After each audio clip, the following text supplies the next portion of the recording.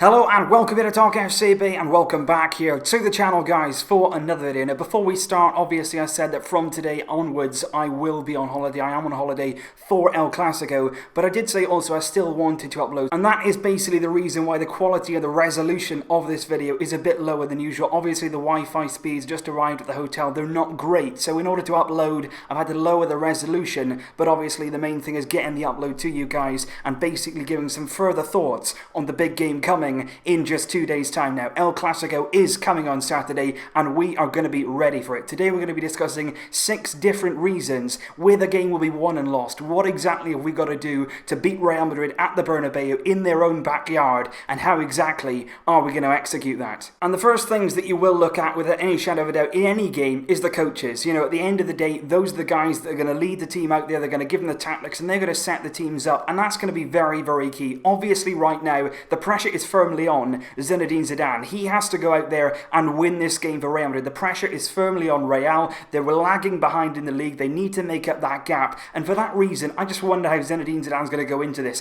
Will he go all out? Will he try and attack too much? Will he try and really put the emphasis on winning the game? Because I remember, of course, in the 4-0 win at the Bernabeu under Luis Enrique, Rafa Benitez that day was under immense pressure. And what he basically did was try to go toe-to-toe with us. He put attacking players on the pitch. He didn't include any defensive midfielder, and we absolutely tore them to shreds. So it would be really, really interesting if Zidane went to that kind of extreme and put out a really attacking lineup to try and go and beat us and play us on our own game. And then, of course, there's Ernesto Valverde, who has made a very steady start to his Barcelona coaching career. But, of course, back in August, he did lose those 2 Clásico games against Real Madrid back-to-back. At the Camp Nou, we embarrassingly lost against Real, and then at the Bernabeu as well, we lost that game. So even though Valverde has made a very good start in his Barcelona coaching career, he does want to get that Clásico win. He does want to stamp his authority on this kind of game, and he is inexperienced in Clásicos. Only 2 to his name so far, those in a very short space of time. He hadn't had a lot of time to work with the squad. Now he will feel he's a lot better equipped to go into this game and really show us what he can do when he's toe-to-toe with Zinedine Zidane. And my second point would be all about composure. That is really vital going into this kind of game. The one thing that you do not want to do is lose your head, especially early on. All of the players in this game are going to be under absolutely immense pressure. It's one of the biggest games, if not the biggest game in world football. Everybody's going to be watching it. If you follow football, even as a neutral supporter, you want to get your eyes on this game, and that's really important. The players have got to go out there. We've got to stay calm. We've got to keep our composure at all times. Things can go against you, referee decisions can go against you, different things can happen in the game, but you've got to keep our calm, and we've got to use the crowd at the Bernabeu to our advantage. We can silence them by taking the ball, taking control, and that is exactly what we want to do. We want to make them turn against their own players. We want to make them really create a hostile atmosphere, not for us, but for Real Madrid. And we've got to do that by taking the ball, being calm on the ball, and let Real Madrid get torn to shreds. Let Sergio Ramos lose his head and get sent off. We don't want to be the ones dragging ourselves into those kind of battles. Let that go on ahead of us and just focus on the football. We know we have what it takes to win, and that's the most important thing in our mind. And my third point would be all about defensive partnerships. This season, of course, with Gerard Piqué, with Umtiti at the back when he's been available, we've been very, very strong. With Ter Stegen, of course, he's been in outstanding form this season,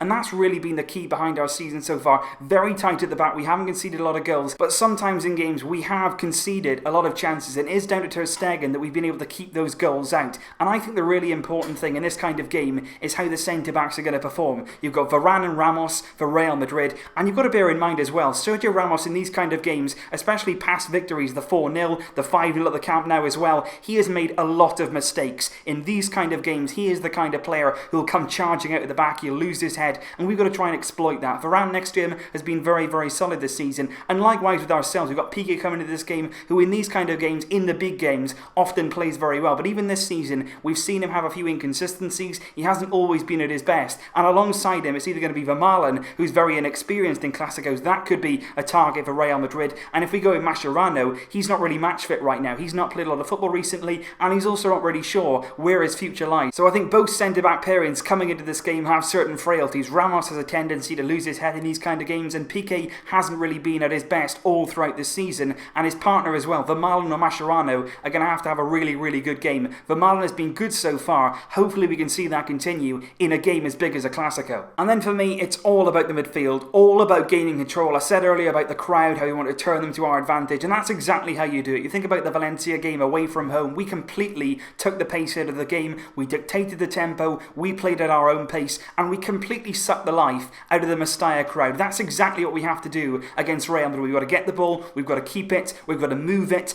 and we've got to suck the life and soul out of their team and out of their fans. Really, really important that we get our foot on the ball and we show that even though we're the away team, we can turn that advantage and we can get rid of that factor. If we have control of the ball, if we win that midfield battle, we can take this game as our own. We can become the home team almost, and we can start dictating the game. It's really, really important that we do that. We have to gain that control in midfield. We have to win that all-important battle. And I think the next point for me is the one that makes or breaks this game. On both sides, it's all about clinical finishing, because you can play as well as you want to play and you can dominate midfield and you can be strong at the back, but at the end of the day, it's going to be the strikers and the attacking players in this game which ultimately win or lose it for you. You can create as many chances as you want, but if you're not clinical in front of goal, you don't win the game. It's as simple as that. And when you look at Real Madrid, we spoke about it yesterday, they have struggled in front of goal in the league this season. Ronaldo's only got 4 goals in the league, Benzema just 2 goals. We don't really know where Bale is right now in terms of his fitness and how he's feeling on the pitch.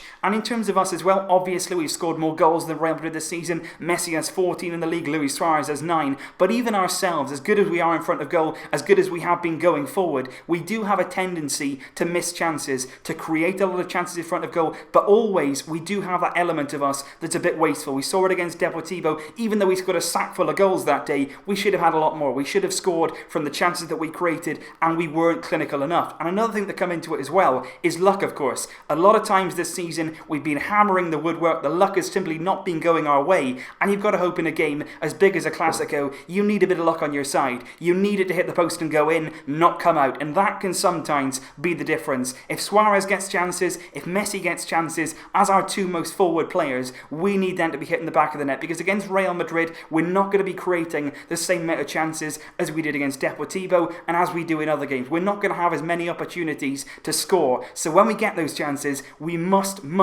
put them away. And finally for me, when all's said and done, you can talk about the midfield, you can talk about finishing in front of goal. One person and a group of people really who are also in charge of directing where this result goes is the referees and the officials. And usually I wouldn't talk about it, usually I wouldn't really say they have any relevance on this game, but I think we've seen so far this season that referees really can play a part. They really can impact a game. We've certainly had some decisions go against us this season. Think about Valencia away again, the ghost goal from Lionel Messi. We could have easily won that game had we had that decision. Then you think about Celta Vigo home again, a game that we dropped points in. There was a very bad, wrongly disallowed goal from Luis Suarez in the first half of that game. That could have completely changed. And I think, to be honest, in La Liga right now, the lack of goal line technology leaves La Liga wide open to the fact that every single week you could have a decision that goes against us, and it may not even be us, it might be Real Madrid, but you can still have the decisions that go against you and change games because they simply don't have the technology right now. And on that exact point, you look at the game against Deportivo, you know, at the end of the day, we won it very comfortably, but if we'd have really needed a goal, once again, Suarez's goal clearly over the line, not given by the officials, and once again, we've had the decisions with the goal line technology, which doesn't exist, and La Liga have got it wrong time and time again. So the referees in a Clásico, there's always a lot of pressure on them as well, especially with it being in Madrid. The home crowd are going to get on the referee and try and turn him towards the home side. Hopefully that doesn't happen. We need a very strong referee who's going to clamp down on any early fouls, because Real Madrid do have a tendency to really come in and get in hard on the likes of Messi and on Suarez as well. Ramos again, in particular, a repeat offender in these kind of games. We need a strong ref, and most importantly, they need to get the key decisions right. If there's going to be penalty appeals, if there's going to be handballs, things like that, they need to have a good game, and they most importantly need to have a fair game. So obviously in a Clásico there are many different outcomes, there's many different things that can happen, but this is just 6 things that I think maybe if we get them right on the day, if we get that midfield control, if we finish our chances in front of goal, and if we can keep it tight at the back, of course we've got a much better chance of winning. And come Saturday, I'm still confident, I still think we can do it. We've got the quality, we've got the players, and of course we have Lionel Messi. So again guys, my apologies indeed obviously for the lower resolution on this video, but for me, like I say, the most important thing was to get this upload with you as soon as possible. The upload speeds really aren't great where I am right now, but I just really wanted to upload. The support that I've received over the past few days, weeks and months from you guys has been absolutely incredible. The biggest game of the season is coming, and I just didn't want to miss this. Holiday or not, I wanted to get a video to you guys. So I'm going to keep doing that.